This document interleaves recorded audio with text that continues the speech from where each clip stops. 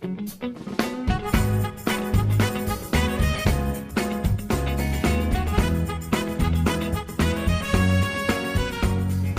pemirsa, apa kabar? Expose lebih dekat, lebih santai kembali hadir untuk Anda. Bersama saya ya Ahmad, kita akan ngobrol panjang lebar tentang rekrutmen calon anggota Panwaslu Kecamatan Kota Pekalongan 2022 ya. Kita tahu ini sebentar lagi ada pemilu serentak 2024. Untuk itu Bawaslu sebagai salah satu lembaga pemilu mau nggak mau harus segera membentuk Panwaslu ad hoc, atau dalam hal ini adalah Panwaslu Kecamatan yang nanti akan membantu mengawasi atau melaksanakan tugas pengawasan tahapan seperti itu Pak ya. Dan untuk pembentukan Panwascam sendiri atau Panwaslu Kecamatan itu akan dilakukan secara serentak di seluruh Indonesia termasuk di Kota Pekalongan. Kira-kira apa sih sebenarnya, seberapa penting juga Panwaslu itu dibentuk, Panwascam tepatnya ya, seberapa penting, lalu bagaimana juga tahapan dan proses rekrutmen nanti, lalu kira-kira berapa petugas yang akan lolos atau akan dipilih untuk menjadi anggota Panwascam Kota Pekalongan yang akan bertugas di 4 kecamatan di Kota Pekalongan. Dan untuk itu pemirsa, sudah hadir bersama saya di Studio Expose ada anggota Bawaslu Kota Pekalongan sekaligus sebagai Ketua Pokja Pembentukan Panwaslu Kecamatan Kota Pekalongan. Ada Pak Bambang Sukoco. Assalamualaikum Pak Bambang. Waalaikumsalam ya. Sehat ya Pak ya? Alhamdulillah sehat. Dan Pak Bambang ini masih dalam fase-fase sebentar lagi membuka pendaftaran. Kalau boleh tahu untuk kesibukan Pak Bambang sendiri masuk ke hektik atau sibuk banget, atau sibuknya masih masuk akal nih? Iya. Untuk tahapan pemilu tahun 2024 ini kita sudah mulai, yaitu pendaftaran verifikasi pendaftaran partai politik Mbak. Pendaftaran partai politik ya. Politik, kita juga mengawasi pendaftaran walaupun pendaftarannya di tingkat RI. Tapi verifikasinya nanti tetap di daerah, sehingga kita sudah mulai start ya. Mulai start dan mulai sibuk, dan kita pun satu minggu sudah nggak libur juga Mbak. Hari Minggu udah nggak libur. Sabtu Minggu udah libur karena juga harus piket mengawasi ketika memang ada dari KPU RI, kemudian ke KPU provinsi maupun daerah, kota, itu yang perlu diverifikasi. Kita mau tidak mau harus standby pengawasan. Iya, artinya sudah mulai masuk ke fase-fase hektik ya, sibuk banget seperti itu ya. Tapi tetap semangat ya Pak. Oh tetap, harus semangat dan riang gembira kan. Harus semangat dan riang gembira. Benar. Oke Pak Bambang, sebelum kita masuk ke pertanyaan-pertanyaan seputar bagaimana teknisnya, prosesnya, lalu pendaftarannya melalui online atau offline, saya ingin nanya dulu nih mengenai kesiapan dari Bawaslu Kota Pekalongan sendiri jelang pemilu serentak 2024. Bagaimana kesiapannya Pak? Ya. Secara organisasi kita siap, karena kita sudah dimulai dari pembekalan, kita rakor tentang pembentukan pembahasan juknis khususnya untuk tahapan rekrutmen kecamatan ini. Apa-apa yang kira-kira yang menjadi kesulitan di daerah itu seperti apa, kemudian diputuskan, ditandatangani oleh Bawaslu RI, kemudian disampaikan sampai ke bawah, dan ini harus dilaksanakan mulai tanggal 15. Itu sudah harus dilakukan sosialisasi kepada masyarakat. 15 September kemarin ya? Sudah kita mulai melalui kita sosialisasi baik itu di media massa, cetak, kemudian juga kita pakai medsos kita, juga kita melakukan sosialisasi di tingkat kecamatan, 4 kecamatan dan 27 kelurahan sudah kita adakan sosialisasi. Di samping itu juga kita dengan stakeholder, misalnya camat, lurah, kita undang, kemudian Kominfo, bagian hukum, ini agar mensosialisasikan kepada masyarakat, membantu proses demokrasi dalam hal pengawasan ini nanti. Baik, artinya sosialisasi menyeluruh ke semua ini ya daerah ya, 4 kecamatan, agar supaya masyarakat Kota Pekalongan mengetahui bahwa saat ini Bawaslu Kota Pekalongan sedang open recruitment kan, seperti itu. Baik, sejauh ini setelah sosialisasi tanggapan dari masyarakatnya gimana Pak? Sampai saat ini ada beberapa, kan kita memantau, ada yang masyarakat itu datang langsung ke kantor Bawaslu dalam rangka menanyakan syarat, kemudian juga mengambil formulir, kemudian di beberapa media kita misalnya yang mengunjungi web kita berapa, kemudian IG kita berapa, Facebook kita berapa, ini nampaknya juga ada peningkatan di setiap harinya itu Mbak. Jadi masyarakat cukup tinggi ya, animonya. Walaupun belum tentu mendaftar, tetapi paling tidak mereka bisa menyampaikan kepada saudara ataupun masyarakat yang lain yang kira-kira memang kriterianya masuk kan gitu kan. Baik. Mungkin bukan untuk keperluan diri sendiri, tapi mungkin ketika dia mengetahui bahwa salah satu syarat yang ada dalam listing tersebut itu mungkin saudaranya, temannya atau siapa mungkin bisa disampaikan seperti itu. Artinya bahwa kesiapan Bawaslu Kota Pekalongan sendiri menghadapi pemilu serentak 2024 nanti sudah siap fighting seperti itu. Siap. Dan ini salah satu langkah pertamanya adalah perekrutan Panwascam seperti itu Pak ya. Betul. Baik. Untuk pemirsa yang mungkin juga tertarik untuk mendaftar sebagai anggota Panwascam, pastinya mereka juga bertanya-tanya terlebih dahulu nih, sebenarnya Pak, Panwascam itu apa? Tugas kerjanya seperti apa? Kewenangannya bagaimana?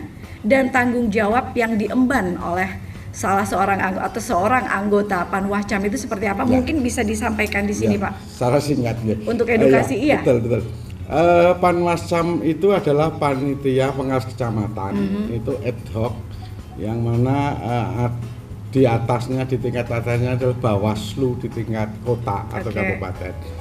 Panwascam yang jelas mempunyai tugas, di antaranya sebagian besar adalah pencegahan terhadap pelanggaran-pelanggaran pemilu, kemudian menerima laporan.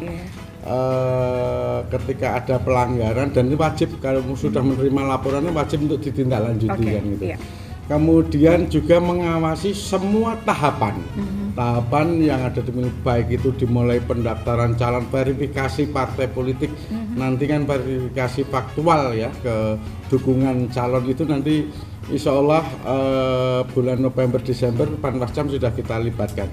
Kemudian menyelesaikan tugas Panwascam, misalnya sengketa cepat, ketika ada permasalahan di kecamatan itu dengan cepat Panwascam bisa menyelesaikan selagi ada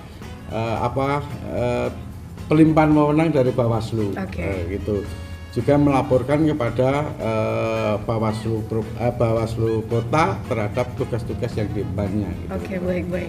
Itu kalau kita mendengar yang disampaikan Pak Bambang, ternyata tugas seorang anggota Panwascam itu tidak sekedar ngawasin aja. Jadi udah semacam kayak eye of eagle gitu ya.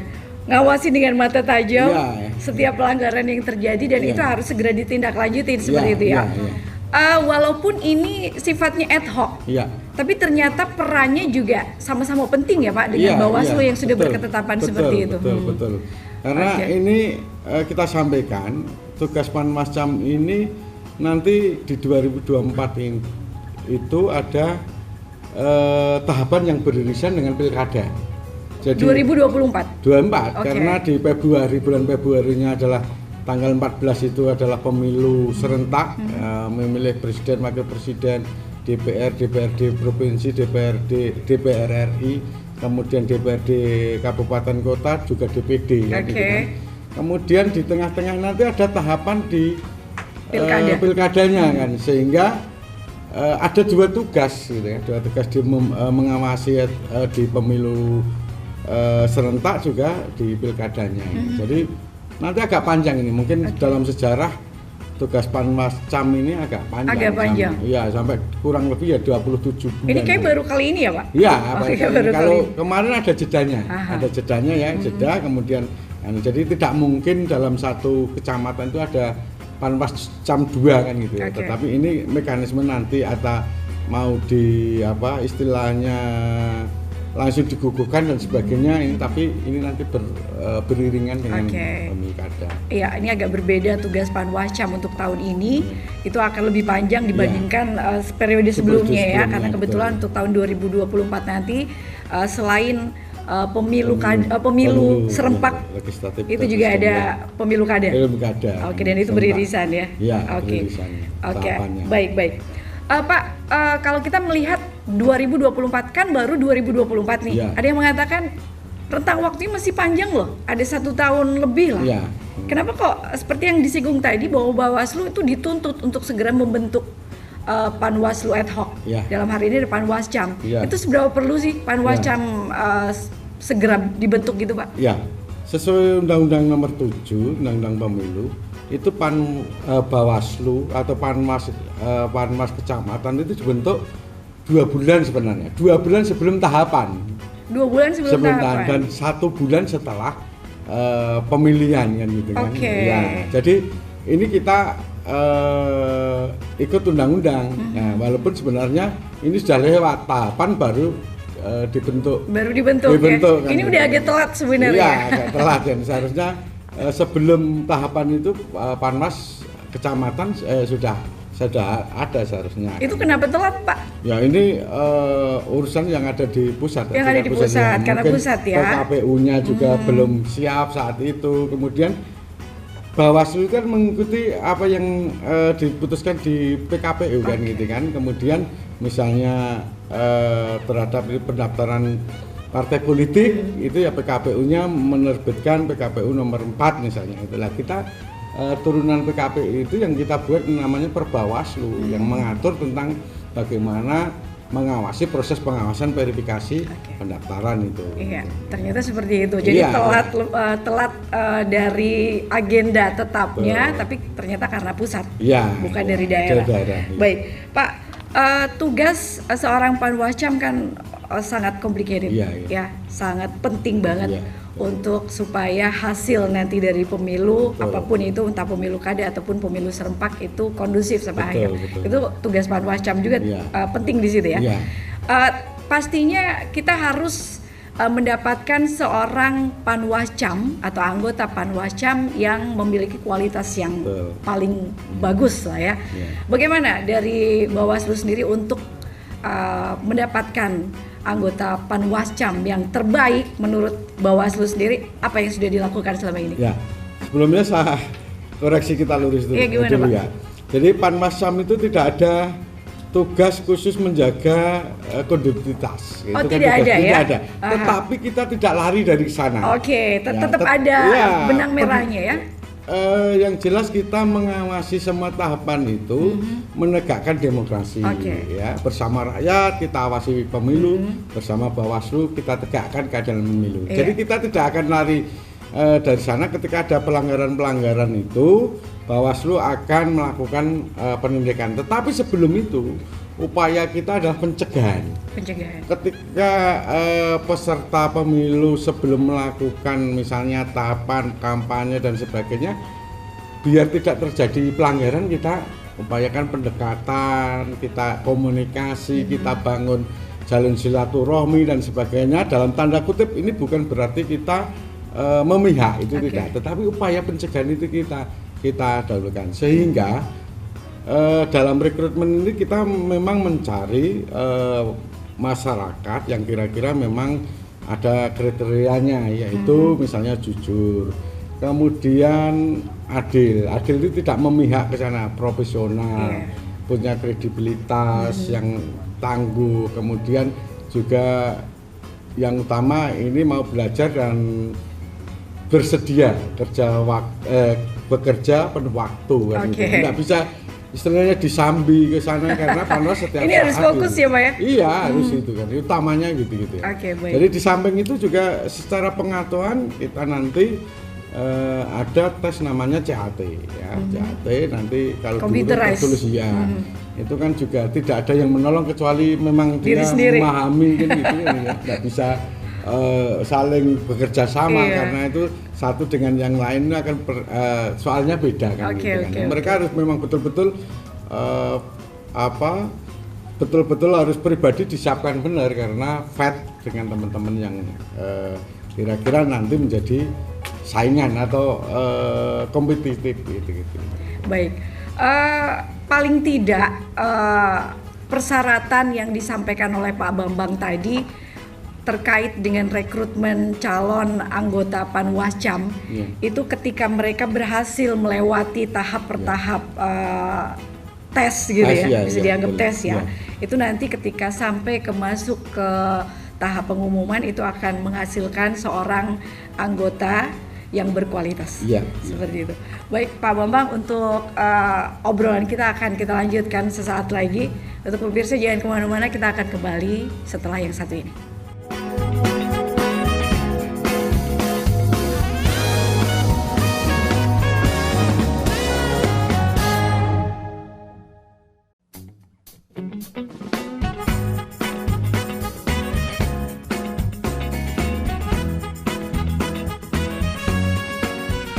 Baik, rekrutmen calon anggota Panwaslu Kecamatan Kota Pekalongan 2022. Tema ekspos kita hari ini masih bersama Pak Bambang Sukoco selaku Ketua Poja Pembentukan Panwaslu Kecamatan Kota Pekalongan 2022. Dan sekarang Pak Bambang agak sendirian ini. Iya. Ada Pak Amaryadi, beliau Sekretaris Ketua Poja. Apa kabar Pak Amaryadi? Sehat ya Pak ya? Alhamdulillah. Kok telat kenapa Pak? Jadi barusan saya dapat mengikuti acara Happy Birthday Pak Wali Kota. Oke, saking sibuknya juga ya, seperti Pak Bambang ya. Baik, ini Pak Amaryadi kan Sekretaris Ketua Poja, ya kan Poja Pembentukan Panwaslu Kecamatan. Tapi kok pakainya seragam Satpol nih kalau boleh tahu? Jadi dari gini, Satpol ya. Jadi gini, memang di samping tugas saya di Induk sebagai Sekretaris Satpol P3KP Kota Pekalongan. Saya dapat tugas tambahan dari Pak Wali untuk menjadi bahasanya koordinator sekretariat Bawaslu Kota Pekalongan. Jadi saya punya dua kegiatan, dua tugas. Yang pertama di Induk sebagai sekretaris Satpol P3KP, juga merangkap sebagai koordinator sekretariat Bawaslu Kota Pekalongan. Oke, sebagai koordinator sekretariat Bawaslu Kota Pekalongan ya. Dalam hal ini sekretaris Ketua Poja, sekretaris Poja ya. Itu mungkin bisa menceritakan sedikit untuk tupoksinya apa saja Pak, kesibukannya apa saja yang sudah menyita waktu Pak Amaryadi ini? Ya, jadi kita berawal dari ketika amanat undang-undang ya, amanat undang-undang nomor 7 tahun 2017 tentang pemilihan umum, bahwa kami punya tugas memberikan support atau dukungan administrasi dan teknis kepada Bawaslu dalam rangka melaksanakan tugas pengawasan. Oke, support abis ya oleh pemerintah Kota Pekalongan.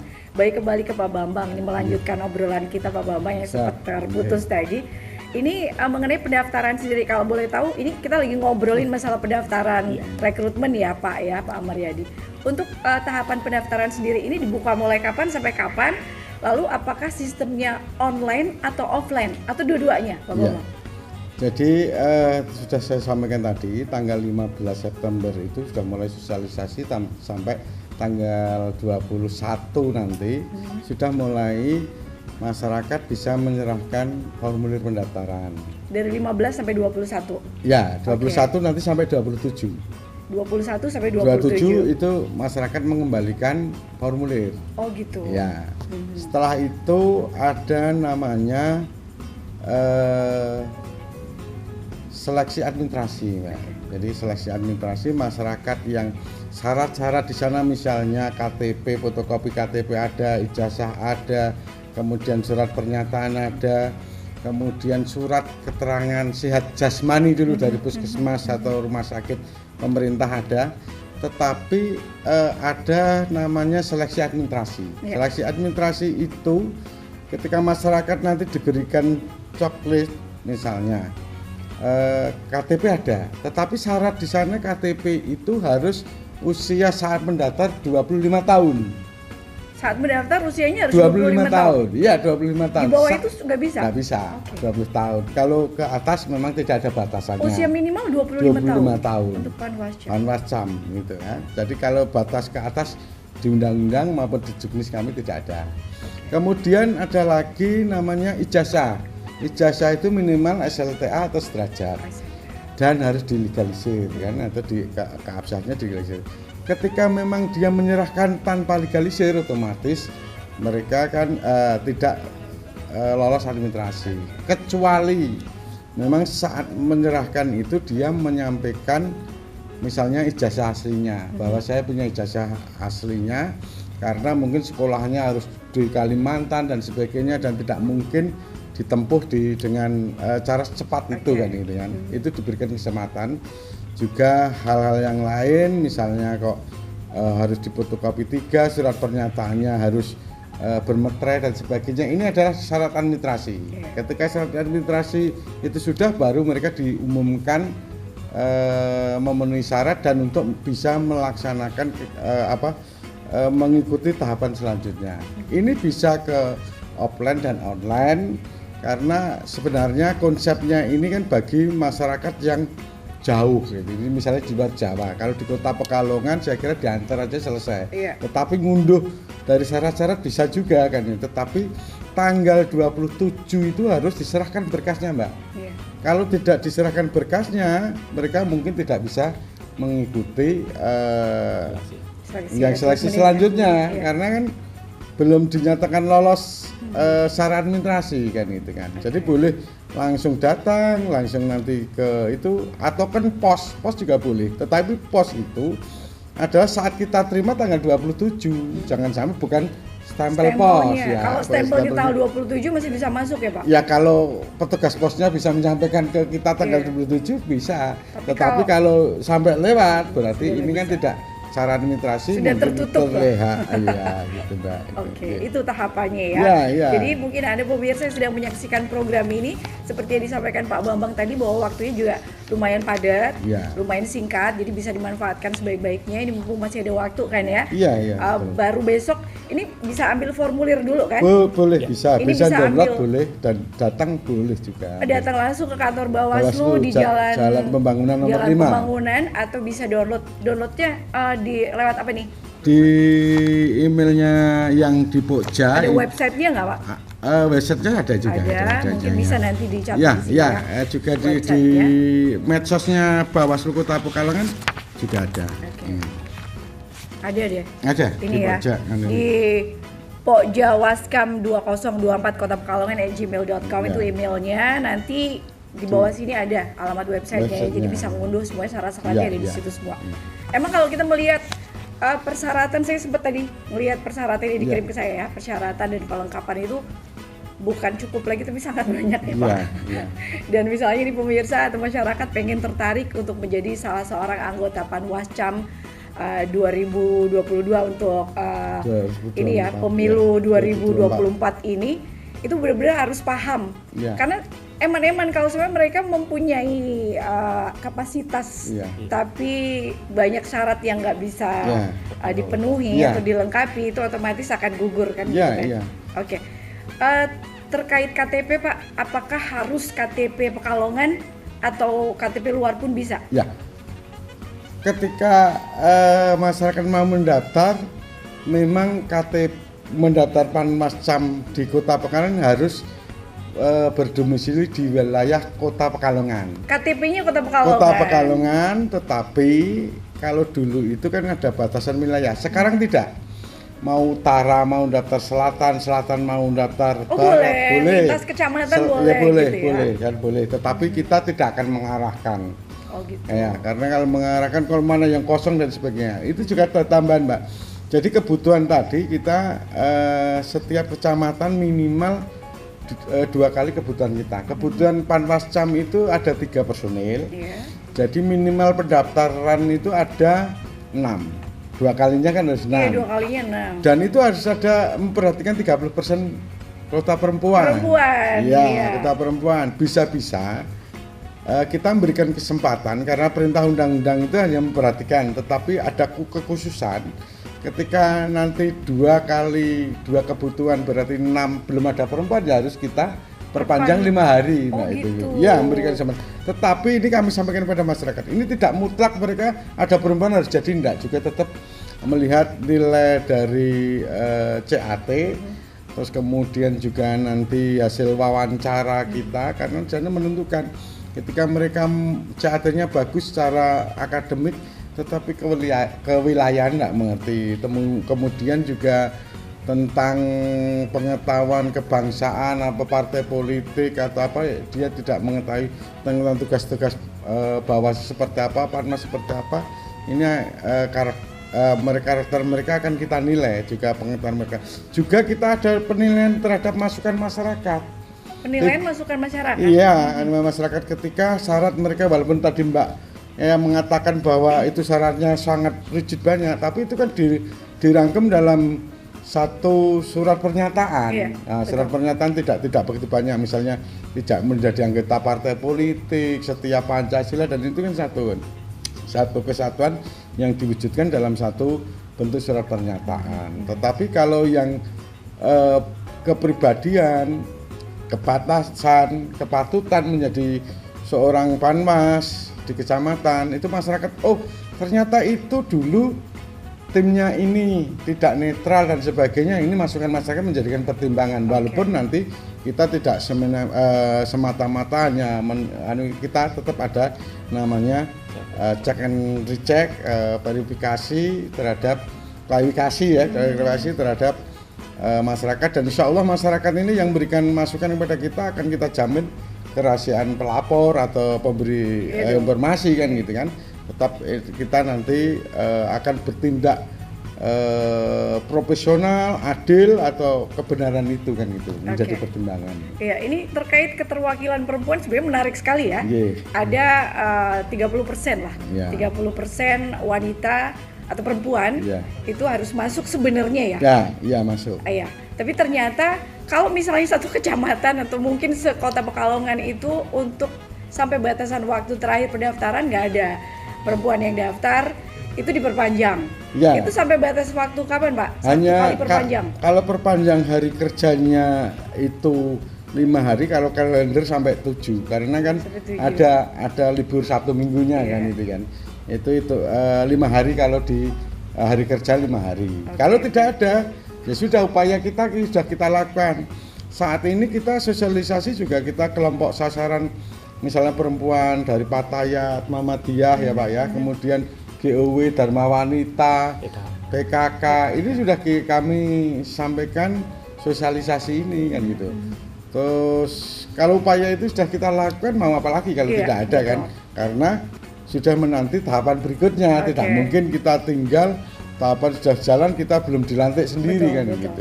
Intinya untuk perempuan tetap mewakili, kita perhatikan. Tapi sampai finalnya mungkin ternyata nggak ada perempuan yang terpilih atau mungkin di bawah kuota 30%, apa boleh buat seperti itu? Termasuk kualitas pengetahuannya. Kualitas pengetahuan. Iya, ketika CAT-nya misalnya grade-nya 60, mereka 40 atau 30 kan otomatis tidak bisa masuk ke sana. Baik, Pak Amaryadi sudah melakukan sosialisasi kemana aja Pak?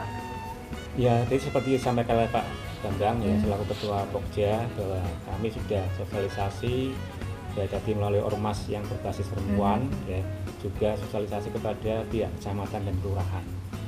Jadi kan ini sudah zamannya medsos ya. Ketika sekarang ini sudah banyak grup ya, kecamatan punya grup namanya grup lurah di wilayah kecamatan masing-masing. Itu di WA grup ya Pak? Lurah juga punya grup WA RT RW di bawahnya. Ya. Jadi segampang itu sebenarnya sekarang ya Pak? Sekarang aja masyarakat juga Pak RT sudah dapat informasi mengenai pendaftaran ini dari WA itu. Termasuk ya RT-nya Pak Bambang juga sudah diinformasikan melalui itu. Jadi sekarang sudah menyebar informasi pengumuman PANWASAP itu di wilayah Kota Pekalongan. Itu sampai kapan waktunya juga semuanya sudah disampaikan secara lengkap ya Pak ya. Ini kan untuk masyarakat seluas-luasnya kan Pak Bambang dan Pak Amaryadi. Selagi memenuhi syarat ya. Selagi memenuhi syarat, artinya bahwa PNS pun bisa daftar. PNS bisa daftar, teman-teman difabel juga bisa daftar kan? Bisa. Nggak ada kuota, nggak ada batasan-batasan gitu ya Pak? Tidak. Tapi ada aturan sendiri, misalnya di Undang-Undang Nomor 7, bagi PNS yang mendaftar wajib mendapatkan izin dari atasan langsung. Wajib mendapatkan. Ya, mendapatkan izin dari atasan langsung kan gitu kan. Tapi kalau yang lainnya itu di undang-undang tidak ada. Memang yang misalnya kok burung batik ke juragan itu tidak ada. Tetapi di sana ada syarat, yaitu bersedia bekerja penuh waktu kan gitu. Itu kalau PNS misalnya keterima terus gimana? Misalnya ketika proses rekrutmen sedang berjalan dan dia lolos terus sampai tahapan akhir, artinya kan dia cuman minta izin aja dari atasan. Tapi kalau misalnya sampai lolos, nanti Pak sudah selesai untuk segmen ini, jadi kita akan sambung ya di segmen selanjutnya. Jangan kemana-mana, tetap di Expose, lebih dekat, lebih santai.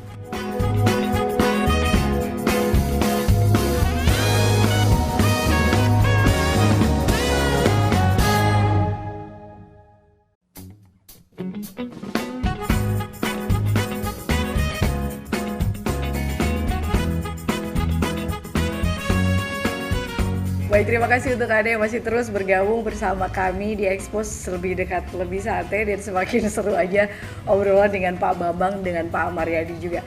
Pak, nyambung tadi deh, penasaran banget soalnya ada nggak sih kira-kira PNS yang masuk daftar jadi panwascam? Kan dibolehin kan? Boleh. Terus kalau misalnya dia mampu melalui tahapan-tahapan sampai lolos, terus gimana kalau kepilih? Ya, kita masih ada tahapan satu lagi namanya tes wawancara.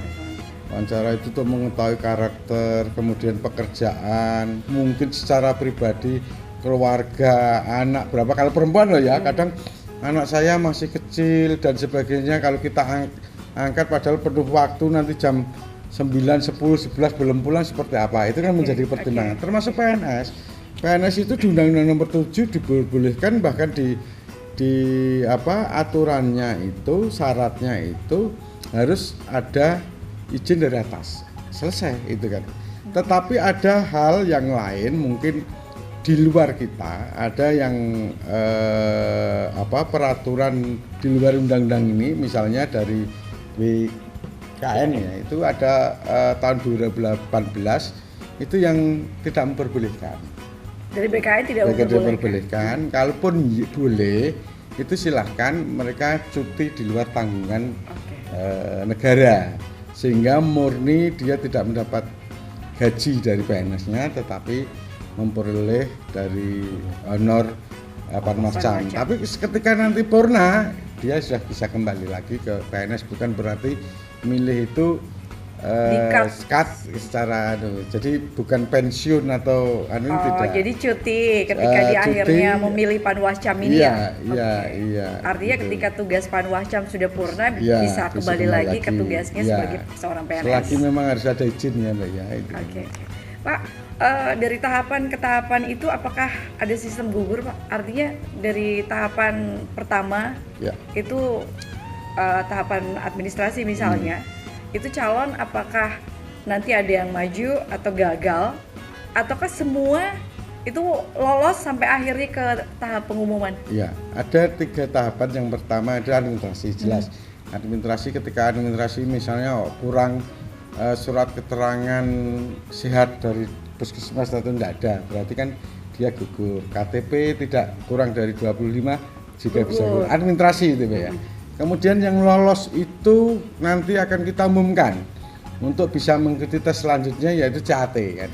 CAT nanti mesti passing grade-nya kan juga ada, Mbak. Misalnya passing grade-nya itu 66 atau berapa, kita juga masih menunggu kan ya. Ketika itu yang lolos, maka akan mengikuti tes wawancara. Setelah diumumkan wawancara, nanti diambil 6 besar, kemudian wawancara 6 besar itu dalam rangka untuk ketika istilahnya cadangan PAW. PAW. Jadi nanti yang kita wawancara itu hanya 6, Mbak.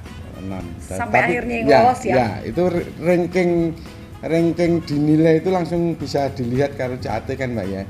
Jadi nanti kita ambil 6 itu yang nanti akan kita wawancarai. Jadi ke 4, 5, 6 ini adalah cadangan ketika mereka PAW kan gitu ya. Ya, ini yang akan kita lalui tes. Di samping sebelum pelantikan itu ada namanya tes bebas narkoba dan kejiwaan. Ini setelah sesi wawancara? Ya, jadi yang 3. Ya, setelah wawancara yang dinyatakan lolos 3 sebelum dilantik itu mereka harus menyerahkan surat bebas narkoba dan juga kejiwaan. Ini memang kenapa kita tidak perlakukan semuanya, ya menimbang, mengingat dan sebagainya.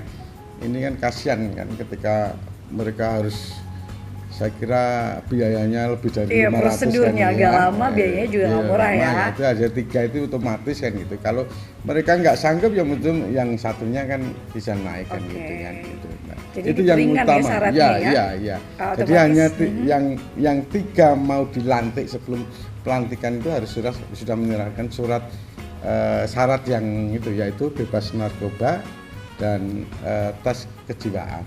Oh, gitu. 3. Ini artinya bahwa nanti yang akan dipilih menjadi anggota Panwascam Kota Pekalongan itu cuma 3 orang aja, Pak? Kalau ya di per kecamatan 3 orang kan? Per kecamatan 3 3 orang. orang. Tetapi harus 2 kalinya 6 itu kan, 6 itu dalam rangka cadangan ketika ini PAW kan. Oke, gitu. per kecamatan 3. 3 6 ya. berarti kali 4 gitu 4, ya. 12 Baik. semuanya ya. Oke, kita anggap ini semuanya sudah, ini Pak Amaryadi misalnya sudah lolos 3 orang ya. 3 orang yang akan bertugas di masing-masing kecamatan di Kota Pekalongan. 3 kali 4 berarti 12 orang ya. Panwascam Kota Pekalongan. Apa tugas kesekretariatan Bawaslu Kota Pekalongan sendiri untuk memfollow up ini, Pak? Jadi seperti saya sampaikan di awal ya, bahwa ini amanat undang-undang ya, pemerintah di segala level baik RI, provinsi, kabupaten kota punya kewajiban memfasilitasi ya, memberikan dukungan administrasi dan teknis kepada Bawaslu di tiga singkatan itu. Oke. Dari RI, provinsi sampai kabupaten kota. Ya, yang selama ini sudah kita bentuk seperti itu, sampai di level di kabupaten kota. Ya, dukungan itu diantaranya kita juga memfasilitasi gedung yang ada yang ditempati oleh Bawaslu Kota Pekalongan di Jalan Pembangunan 5 itu juga bagian dari fasilitasi pemerintah daerah Kota Pekalongan dalam rangka melaksanakan tugas-tugas pengawasan Bawaslu Kota Pekalongan. Oke, itu Bawaslu Kota Pekalongan ya, Pak ya. Kemudian dukungan yang lagi berupa SDM. Ya, kami juga menempatkan dan Pemkot ya Kota Pekalongan menempatkan 2 orang pegawai negeri sipil untuk membantu mensupport tugas-tugas pengawasan Bawaslu Kota Pekalongan.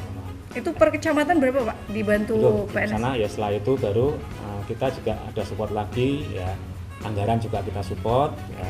Nah, ini setelah pembentukan Panwascam itu kita membentuk namanya sekretariat Panwascam Kecamatan se-Kota Pekalongan. Oke, jadi setelah terbentuk semua ya?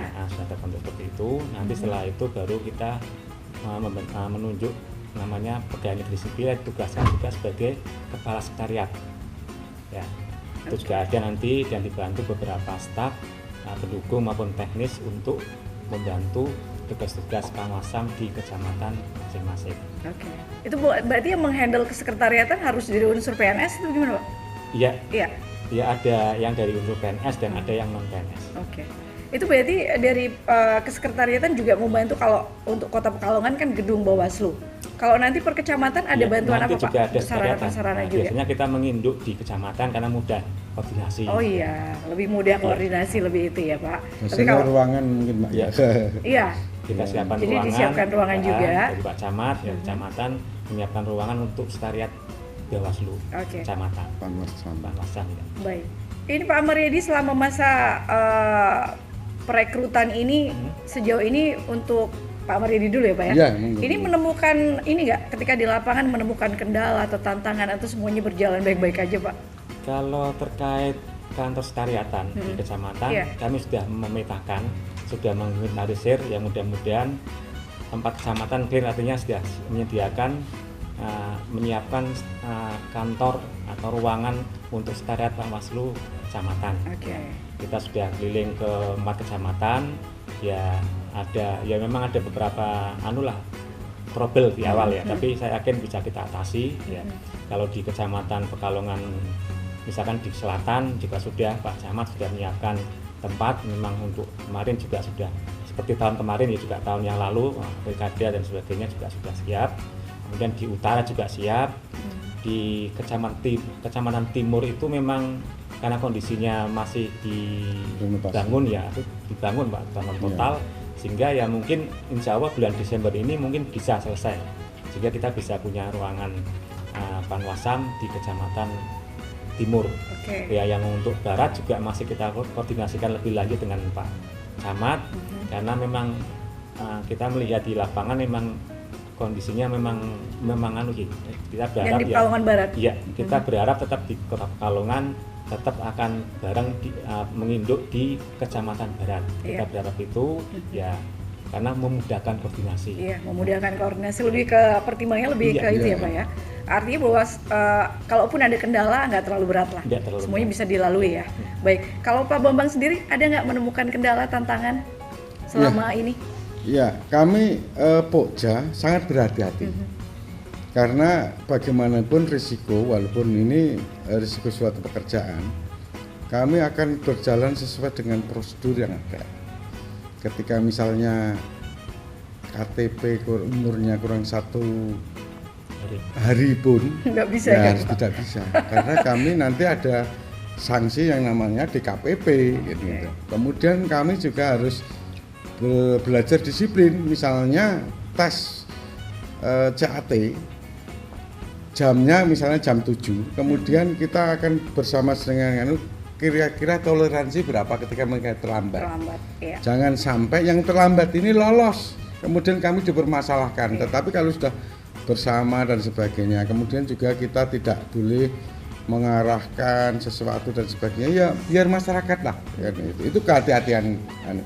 Jadi hanya kekhawatiran kami, kalau kuotanya tidak terpenuhi ini kami harus mengulang atau harus memperpanjang kan, khususnya perempuan. Masuk hubungan kekerabatan juga Pak ya? Ya, itu ada hubungan keluarga kan ini tidak boleh. Nggak boleh juga? Nggak boleh, berarti saya dengan anak saya itu, alhamdulillah anak saya belum usia 25, jadi bebas saya.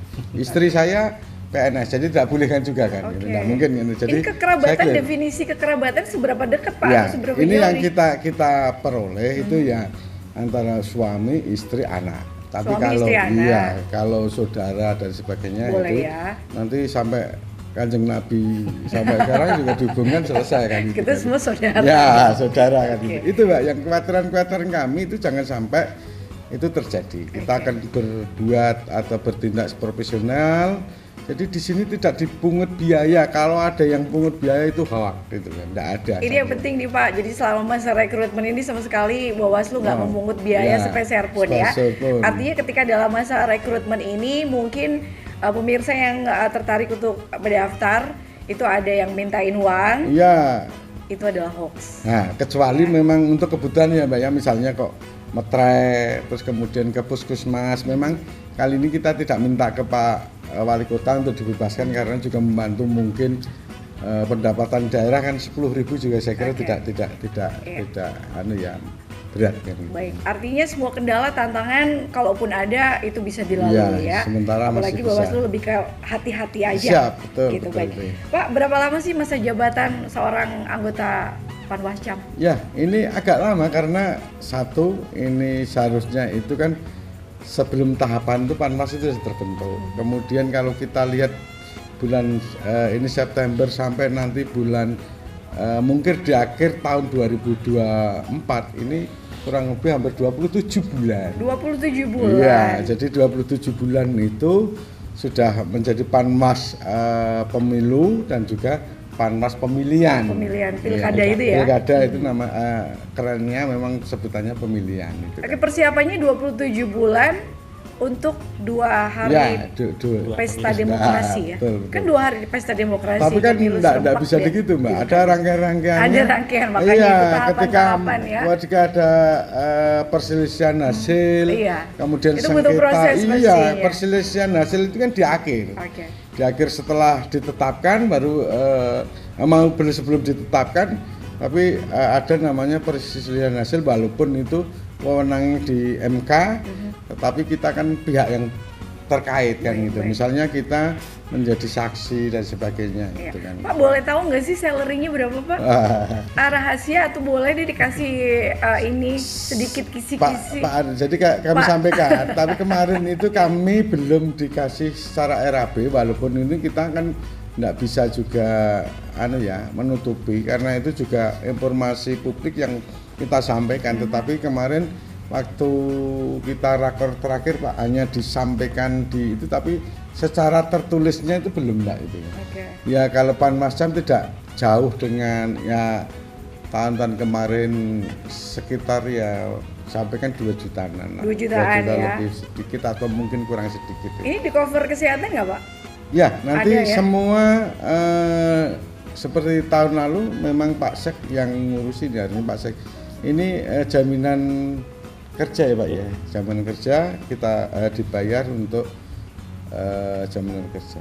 Iya, kesehatan ya. Kesehatan. Karena kalau kita flashback Ya. tahun 2019 Ya, betul. banyak pengawas yang sakit betul. ya. Ya, Jadi iya. itu dihindari, semoga semuanya dalam kondisi sehat-sehat aja. Baik, terakhir closing statement mungkin Pak Bambang Sukoco terlebih dahulu ini terkait dengan pemilu serempak tahun 2024 nanti. Harapan dan himbauan, Pak. Terima kasih Mbak. Saya mengajak kepada masyarakat Kota Pekalongan khususnya, mari yang terpanggil untuk tertarik dengan dunia pengawasan, yaitu penyelenggara pemilu, silahkan yang memenuhi syarat untuk mendaftar. Karena insya Allah kita masyarakat secara keseluruhan akan mempunyai harapan atau impian bahwa proses demokrasi ini berjalan dengan sesuai dengan koridor aturan, jadi pemilu yang bersih, pemilu yang tanpa money politik, pemilu yang kecil dengan pelanggaran, berita hoax, ujaran kebencian. Mari bergabung di Bawaslu Kota Pekalongan untuk Panwas Kecamatan, karena setiap orang masyarakat itu berharap ketika hasil pemilu itu bisa diterima oleh semua pihak, tidak ada ekses di belakang pemilu, tidak ada akibat yang menimbulkan kerugian di masyarakat. Ini yang kita harapkan, bersama rakyat awasi pemilu, bersama Bawaslu kita tegakkan keadilan pemilu. Baik. Terima kasih. Pak Amaryadi, mungkin sedikit Pak, Jadi ajakan untuk mendaftar rekrutmen ini. ya, dan pada biaya, Pak. masyarakat yang sudah mengetahui pengumuman dari Bawaslu Kota Pekalongan, baik yang kami sampaikan lewat online maupun secara offline, ya monggo masih ada waktu sampai tanggal 27 September ini untuk segera mendaftar, sebagai bagian dari pengawasan di tingkat kecamatan. Baik. Ya, untuk segera mendaftar menjadi bagian pengawasan di tingkat kecamatan ya, sukseskan pemilu pastinya. Baik, terima kasih Pak Bambang, Pak Amaryadi sudah menyempatkan waktu hadir di Studio Expose untuk kita ngobrol-ngobrol rekrutmen anggota Panwascam Kota Pekalongan 2022. Harapannya semoga pemilu nanti kondusif sampai selesai ya Pak ya. Siap. Baik, saya ya Ahmad, kru yang bertugas mengucapkan terima kasih. Wassalamualaikum.